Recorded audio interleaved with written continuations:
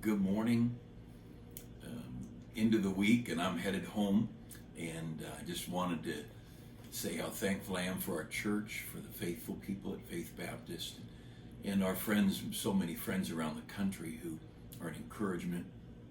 And I hope we're an encouragement to each other. I want to talk about that a little bit today as we just consider this Christian life. You want to find the book of Job. We're going to be there in a minute or two, but Job chapter 16.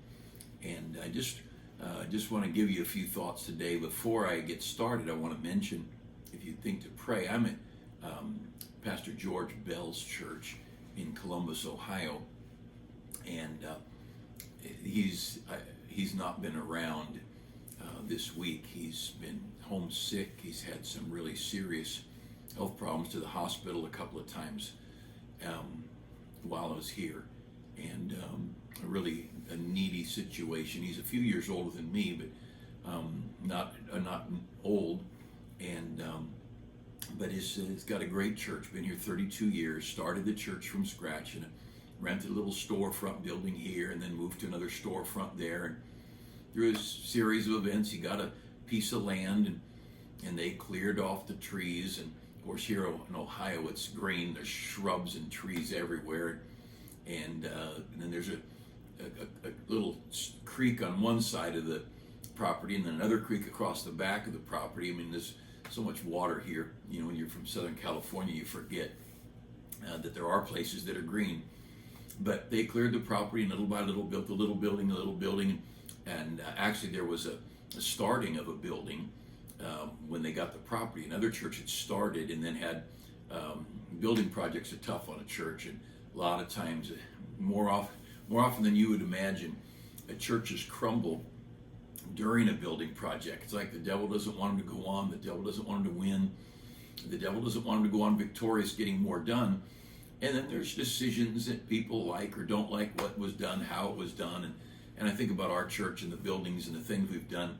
Our people have been so good. No one said a word about our orange and white tent with the dark green carpet with the bright red plasters, tape holding the carpet together. I've never heard a complaint about our pews, our carpet, our windows, it's just, our people are pretty amazing. Their support of one another and encouragement to one another. The buses, the jail, the rest homes, the Sunday schools, the youth ministry, the choirs, the crowdedness, the in the building, out of the building, in the parking lot.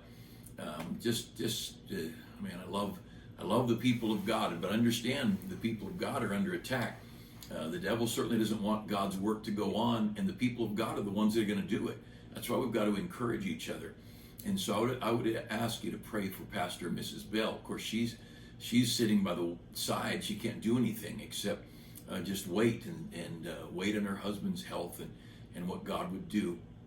And so if you think to pray, and pray for this good church. He's been out of the pulpit for 3 weeks now. And this meeting was scheduled a long time ago, and he certainly did not plan on not being at church during special spring revival services. And but they're great people, just a church just like ours. And the people and the spirit and the music, and just a great place, and the young staff like we have. Thank the Lord for young staff, and a young staff that's loyal and trusting of the old staff, and that's I love what God's given us at Faith Baptist. And so just pray, if you would, for Pastor Bell and his wife, and then the church. Of course, they're wondering what God's doing and what God's plans are. So I want to take just a minute and let me just say, if you would, let's be in church Sunday, be at soul winning tomorrow if it's possible. Let's be in our places. Pray for God's blessing. Men's prayer meeting Saturday evening at 7:00. Be there. Sunday morning, let's be in church, be in Sunday school, be in your adult Sunday school class, and be there and be a part of things, and let's be an encouragement to one another. You've probably seen the statistics, but as of the last time I checked, there's one person in intensive care in Riverside County now, one person in intensive care for every 2 hospitals. One person in intensive care. Now, that doesn't mean they're in intensive care because of COVID, but with COVID. They may be asymptomatic, and which is a big word for meaning they ain't sick. And you go to school for years and years and get tens of thousands of dollars in debt, and you can use words no one understands. He ain't sick, but they say he's got it. Which, who cares if he's got it if he isn't sick? But look, don't fear, don't fear, don't fear. I've been saying it for 12 months. Don't fear. God's people are not to fear. We should be concerned about an overreach of government. We should be concerned about a corrupt government. We should be concerned about the FBI, the DOJ, and the medical world all compromised. That should concern us, but not too much, because we look heavenward and we know that like the songwriter wrote, I know who holds tomorrow. And he's got it all under control, so we're not going to fret about things. But let me encourage you, let's be in church, and let's gather together with the people of God, and let's sing his praise, and let's encourage one another, as Colossians says, exhorting and encouraging one another with psalms and hymns and spiritual songs, singing, making melody in your heart. Your singing matters. And I'm casual this morning. I was gonna go film this outside. It's been beautiful weather here in Columbus, and I walked outside this morning and thought it was gonna snow. I put on multiple layers, and I thought, I'm not gonna go sit for a half hour out somewhere on the grass or a fence post trying to video and not shiver. It was freezing outside, and so I'm back in the hotel room here, and I'd rather relax in here than freeze out there. But I did go ahead and walk, but I didn't walk very far. That's why I'm casual here. But I hope you'll take time to pray. Pray for a good Sunday. Pray that God would bless. We've sent out, we've knocked on doors, passed out tracts these last every week, but a lot recently. And then 10,000 homes got a flyer from our church in it a week and a half ago, or somewhere around there, depending on the delivery days. But over a period of a few days, 2 weeks ago, 10,000 homes. Pray that God would draw people. And this is our world's a mess. It isn't getting unmessy. It's a mess. And this is a chance. The great revivals, just a little history. The great revivals almost always were tied into real difficult days, depression, war. Billy Graham, as a young man in his early 20s, when he was an independent Baptist, he was Southern Baptist, but he was a strong Baptist, a Bible-believing Baptist. I read just recently part of his biography. He said he was struggling because the educators from the college, who are always the people messing us up. When you hear me fuss about college, there's a reason. And these collegiate people were coming to the big crusades. He was having such a following, thousands of people coming to hear him as a very young man, still in his mid-20s. And he knew the pressure that was put on him. He said, I walked out into the field with my Bible, and I wept and prayed and wept, and I told God, I may not understand all of what it says, but I made the decision as of today, I believe it. I believe every word in my Bible to be the very words of God. And those were his words. I saw that he wrote down, they wrote down that he said. And but those, there were 10, 20, 30, 40,000, 50,000 people gathering in LA. LA were the biggest revivals in LA, week after week after week. See, it was right after the war, and it was 1948 or 49. Louis Zapparini got saved, the guy who did the story Unbroken. The story was made about him, Unbroken, the youngest Olympic runner in the German Munich Olympics.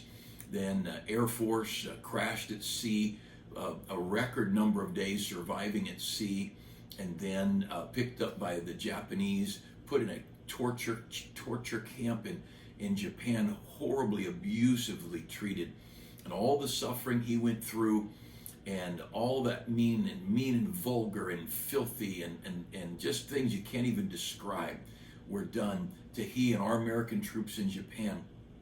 He comes, America wins the war, and the prisoners are released, and comes back. Well, the people coming back from the war and work issues and employment struggles and all the things going on, a nation that has really been shaken, and God raised up evangelists. This is Bob Jones Sr. was having huge revivals in the Midwest and the East. These are the days that J. Frank Norris started the the great ministry that ended up being the Baptist Bible Fellowship. But he had this huge church in Fort Worth, Texas, and another pastor, the two largest churches in America, one in Fort Worth and one in Detroit. And he pastored them both at the same time. He'd fly back and forth. Louis Insminger, his Sunday school superintendent, kind of kept things alive, and he had a couple other incredible staff members that were there that helped make it happen. But it was that post-war era. It was the Depression and the war and the things that shook up a nation. And I love the story of Louis Zapparini because he got saved at one of those Billy Graham meetings about the same time Stuart Hamblin got saved. He's the one who wrote "It Is No Secret What God Can Do." So some pretty amazing people got saved.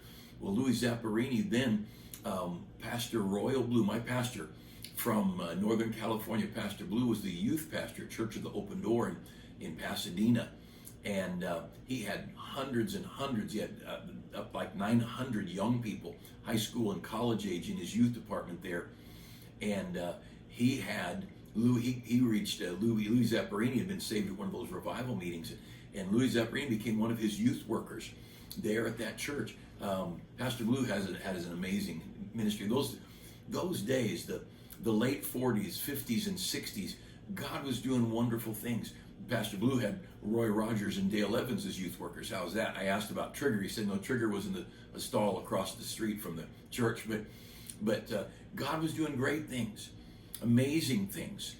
In fact, in a photograph taken of recent converts where Louis Zapparini and Stuart Hamblin were saved, there's a picture I saw with them and Billy Graham. And again, this one, Billy Graham was a right-wing Bible believer. He wasn't hobnobbing with the Catholics and the people who didn't believe the Word of God or believe the gospel. But in those days, he was strong. He was on the board of directors for the Sword of the Lord with John Rice. And he ran with a great crowd of Bible preaching, soul-winning people. But in that same picture, Jimmy Stewart was in there. Now, I didn't ever hear whether Jimmy Stewart had made a profession of faith or not, but he was in that same picture. See, that era of trouble and hurt in America shook America. And so as great revivals were going on and great churches being built, Bible-believing, soul-winning churches are being built, well, you know what happens? Well, then the atheists come along and they get prayer out of our schools, Bible out of our schools. The rock and roll movement was born. And the hippies, the pot smoking, the free love, the Haight-Ashbury, the burn your draft card, run off to Canada crowd, because the devil sees God doing great things, so the devil's got to throw stuff. You go back to the revivals of Charles Spurgeon and Dwight Moody, when America was being stirred and revival going on across America and across England as well. You know what else happened? Almost every Bible, corrupt Bible, was begun during that same time. As God was raising up great revivals and great churches, out the devil comes along with the American Standard, the New American Standard, and all these different versions. They had their roots at that same time. The devil's not stupid. So we're in a day now. America has got some shakiness, and it may get worse. But you know, if it gets worse for the world, it's not worse for us. Our world is secure. But understand, there could be, by God's grace, a time when God would use us to make an impact on a world that's shaken, a world that is discouraged. We've got people talking about bad vaccines. Well, from the very beginning, I said, I'm not taking no vaccine. There's no way. I don't trust them. I'm not saying it's wrong to do it. I'm just not going to do it. And they're thinking, well, maybe there's some problems with this stuff. But if a vaccine was good or bad is irrelevant. The point is, God is working and God's not dead. I want you to look at a couple things here. In Job chapter 16, of course, you know the trouble Job had, terrible trials. And he was a perfect and upright man. Read in Job chapter 1, a perfect and upright man, one that feared God and eschewed evil. And yet his friends came, and they came to mourn and to pray and to grieve with him. And they were just concerned about him. And they spent a week just fasting and praying with him, brokenhearted. And then little by little, the bantering, the words went back and forth. And pretty soon they're saying, well, Job, this probably happened because you're bad. Your kids died because they were bad. And you probably robbed widows. You probably stole food from orphans. The slander and the accusations. And look, don't be in the crowd that accuses and slanders and maligns the people of God. What a foolish spot to be in. Don't go there. Look, I'm not perfect every day, but I don't want to be on the team that's seeking to hurt the people of God. No way. I don't want to hurt anybody. The idea that people go about seek and destroy missions, but they're going to face God. What are they thinking? And these guys attacking a perfect and upright man. And so Job says in verse 4, I also could speak as you do. If your souls were in my soul's stead, I could heap up words against you and shake my head at you. I could accuse you like you're accusing me. You got no evidence. You've got nothing to say except accusations and slander and falsehoods. But look at verse 5. This is what Job would do. But I would strengthen you with my mouth, and the moving of my lips should assuage your grief. He said, I would use my words to bring comfort to you. I'd use my words to encourage you. I wouldn't try to destroy you and get you down more. You've already got these burdens. And it's a sad thing that when someone is down, people will add to their grief and jump on their grief. And, did it ever occur to, Romans chapter 12 says we ought to comfort people. It says, weep with them that weep. And don't attack and abuse, but care. And Job goes on down through here and talks about it. You can read the whole chapter. He knows this came from God. He knows God allowed it, but these corrupt guys were the ones doing it. And verse 17, Job says, not for any injustice in my hands. Also, my prayer is pure. Verse 19 of chapter 16, also now behold, my witness is in heaven and my record is on high. He says God knows the truth. God knows the truth. But the point of this is that Job's friends could have strengthened him. They could have encouraged him. Back in the book of 1 Samuel, I'm going to say 1 Samuel 23, but you could find it. Just read the Bible. You'll get to it sooner or later. But David is running from King Saul, and his security's gone. His job, his home, he's away from he had to hide his parents in Moab, the country next door, and just his world had come to an end. Now, not divinely, God knew just what was going on, but as far as what David could see and feel, things were bad. And Jonathan found his way out into the wilderness. Jonathan was King Saul's son. Saul was trying to kill David, but Jonathan comes out, and there's this really special phrase in there. It says, Jonathan strengthened his hand in the Lord. Jonathan couldn't change his dad. Jonathan couldn't change David's circumstances, but he found David and took him by the hand or wrapped his arm around him and said, I care about you, and you're going to be fine. And you read that story, and he said, you're going to come through this. It'll be okay. And though Jonathan couldn't do anything except love strengthened him. And when you see people hurting, I hope we'll be a source of strength. I hope we'll be a source of encouragement to those that are battling and those that are down. Look, it's a hurting world. The hurts that have gone on. Wednesday, just this week, 2 days ago, Pastor Doug Fisher faced a 6-way bypass. We've got 2 funerals going on in the next couple of weeks of members of our church and friends of family of our church members, and there's just needs, and there's hurt. And God gave you the ability to strengthen people just by your words. The Apostle Paul over in Timothy, I don't know how long I've been rambling. I don't have a clock near me here, but so I won't have us turn there. But in Timothy, Paul writes to Timothy how Titus was an encouragement to him, and he said, you know that all of Asia had turned against me. And then he named 2 guys, Hymenaeus and Phygellus, if I remember the names right. And he said, even these guys who were a part of us, they turned against me, and all the believers bailed out on me. But he said Titus was such an encouragement to me. Now, most of our grief, no one can solve, but we can encourage. We can love, and we can care, and we can weep with those that weep. I remember as a young pastor, I knew pastors went to the hospital at surgery times, But I'd show up and I didn't know what to do. I thought, what do I do here? What good am I here? And as I grew older as a pastor and as a Christian, I realized, sometimes just knowing somebody cares is all that matters.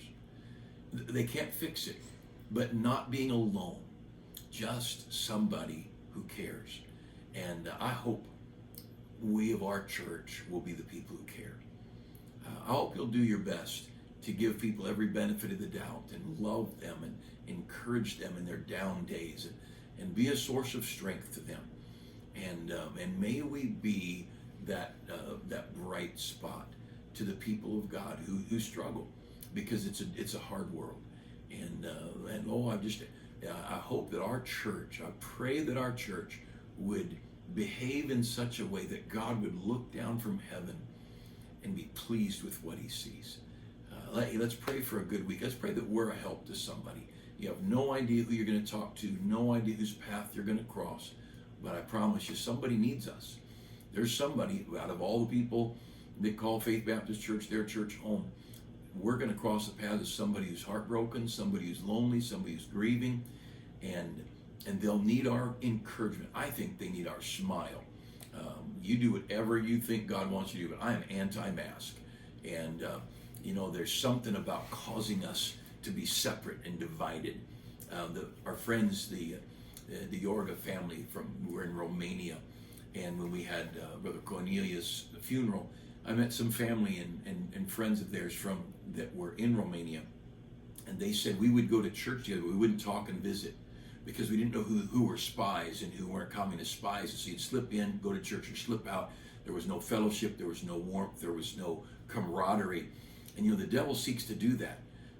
The psalmist says how good and pleasant it is when brethren dwell together in unity, when there's that closeness, that encouragement, and this whole thing of I'm afraid to talk to you, I'm afraid to smile at you, or you to smile at me, I'm afraid for us to be close. This social distancing thing, I don't believe it has one thing to do with health. Now, it may have originally, maybe some people were in earnest, but I was told it was an experiment by a high school or science project. I don't know if that's true or not, but I do know this. It's not changed. Look, a year of this stuff, a year of social distancing, masks, closed down churches, closed down stores, and COVID just kept on going. You know what? It ran its course. I'm not a doctor. I'm not a scientist. You do whatever you think you should do. You do whatever doctors say you want to do. That's fine with you. But you know what? I believe you can strengthen people. You're not going to strengthen them not looking at them, not talking to them, not smiling at them, not weeping with them, not caring about them. There are stories, countless stories of people who just the touch of a friend was that encouragement to keep them going. We understand what a handshake is. We understand what a hug is. We understand what it means to be touched by somebody. The reason the handshake was the right hand, because the right hand was where most people are right-handed. The sword was in the right hand. And in order for me to shake your right hand with my right hand means I'm laying down my sword. And we're together in this thing. And we're in this. I'm not going to look at you. I'm not going to smile. I'm not going to talk to you. I don't want to get close to you. You know what?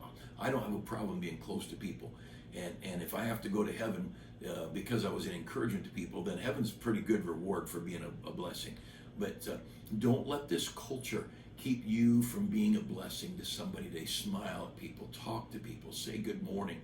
The other day here in Ohio, I was walking around, and this guy's walking toward me, not even looking at me. I said, good morning.